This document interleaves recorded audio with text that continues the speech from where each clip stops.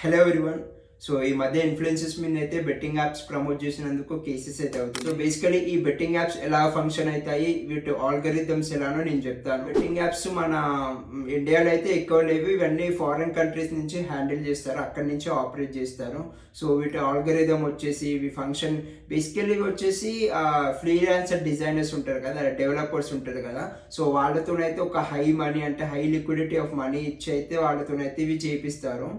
And next algorithm ఎలా work చేస్తుందంటే, first మీరు ఒక ఐడి అయితే క్రియేట్ చేసుకుంటారు కదా, ఆ ఐడి మీద మీకు ఒక 5 days కానీ లేదంటే ఒక లిమిటెడ్ గేమ్స్ కానీ మీరు ఎలా ఆడినా కానీ మీకు విన్నింగ్ పర్సంటేజ్ ఇస్తుంది. అంటే మీరు ఎలా ఆడినా కానీ మీరే విన్ అయ్యేటట్టు చూస్తుంది.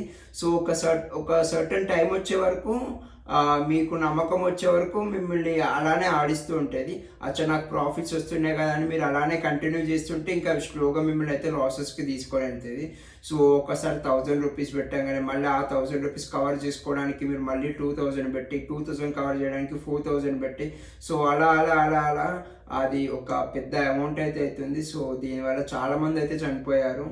సో మీరు ఈ బెట్టింగ్ యాప్స్ అయితే ఈ విషయంలో మనం ఈ నో టు బెట్టింగ్ యాప్స్ అయితే సపోర్ట్ చేద్దాం. VC సజ్జనా sir have taken a good initiative. అలాగే నా అన్వేషణ ట్రావెలర్ ఇన్ఫ్లుయెన్సర్ తను కూడా చాలా మంచి ఇనిషియేటివ్ తీసుకున్నారు. సో మనమైతే వాళ్ళతో నిల్చొని స్టాండ్ అయితే ఇద్దాం. సో ఇలాంటి యూస్ఫుల్ కంటెంట్ కోసం డూ ఫాలో ద పేజ్.